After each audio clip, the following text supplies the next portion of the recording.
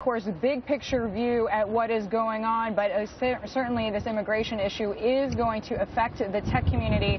I want to bring in somebody right now who is working on this, and this is Todd Schulte. He is the FWD.us acting president. So, Todd, glad to have you with Max and myself.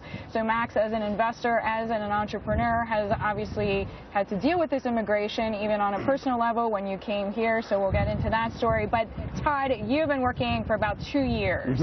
On how to improve immigration, just basically make it easier for tech companies to get the talent that they want.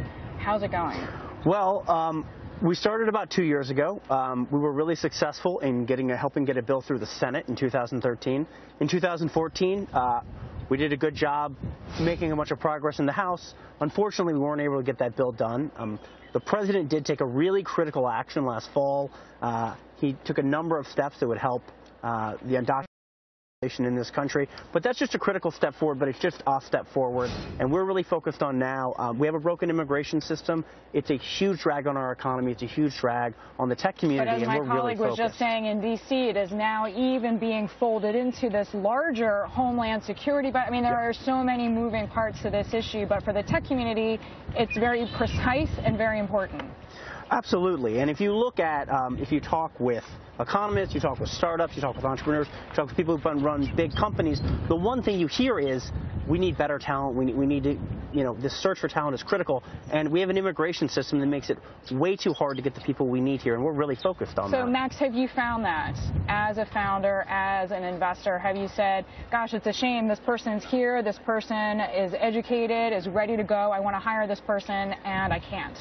Absolutely. For every company that I started or invested in, and there's been a fairly large number at this point, there's at least one heartbreaking story of a brilliant young employee, co-founder, engineer, designer, somebody who comes in, does an internship, has to go back to their home country with a 5-star diploma and no way to come back. People that get sent home because their documents were lost, literally. I lost 2 employees from my last company to a misplaced document story, so it's just a mess. It's really and I think it's worth pointing out that you have the firepower. You actually, as you say, you have established numerous companies. They are successful. So I kind of feel like if you can't pull it off, then a startup with no backing or not the same credibility has no chance. They just choose not to try as hard because they don't have the resources. But 5 or 6 years ago, I made an unfortunate joke that I think I now know every single name of every single immigration lawyer in the Bay Area because I constantly am fighting for an employee to keep them in the country.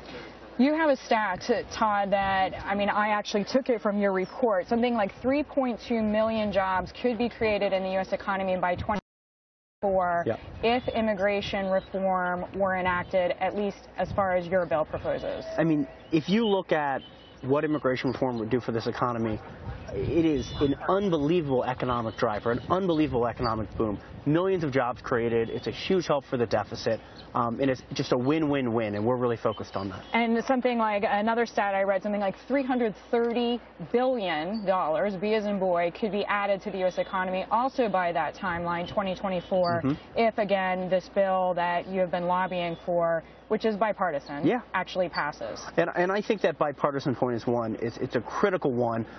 There was actually a statistical analysis that the New York Times did, looked at a bunch of different issues.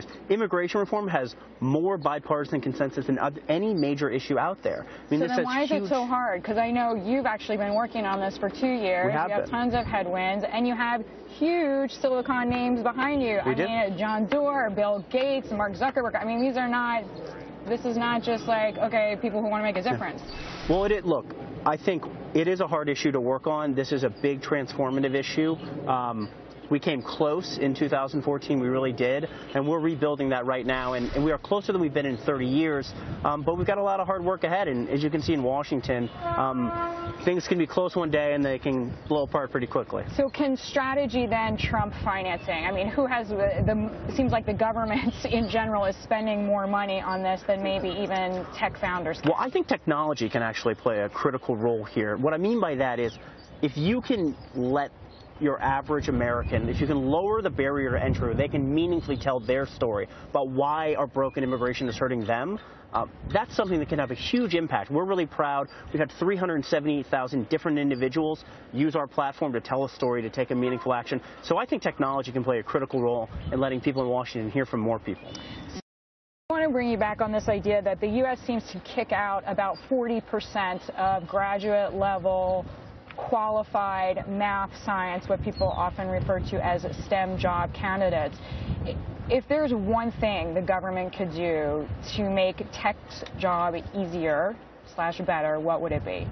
Staple an H-1B to every graduate diploma. That would be a good start. Todd was telling me a great stat, 2.6 jobs created per immigrant that enters the United States. So meaning an immigrant who was qualified in math and sciences, if you give that person a job, then you get 2.6 American-based jobs tacked onto that one. We come here for the American dream, and part of the American dream is starting a company. That's what I came here for, and I've been very lucky doing what I do, but there's lots of people like me. And you came here when you were in your teens, I know, and you went to Michigan and started Illinois. Sorry, everything west of the Mississippi. It's not all the same. It's all right. I'm from St. Louis, and I'm not offended, so everybody else can be okay. Best barbecue in the world anyway. I agree. But as far as what it meant to you personally? It's a deep personal issue. I owe everything to this country. I want it to be better. I want more kids like me to come in and start more companies, join startups, live it up. You know, this is still the land of opportunity. Why are we putting up gates?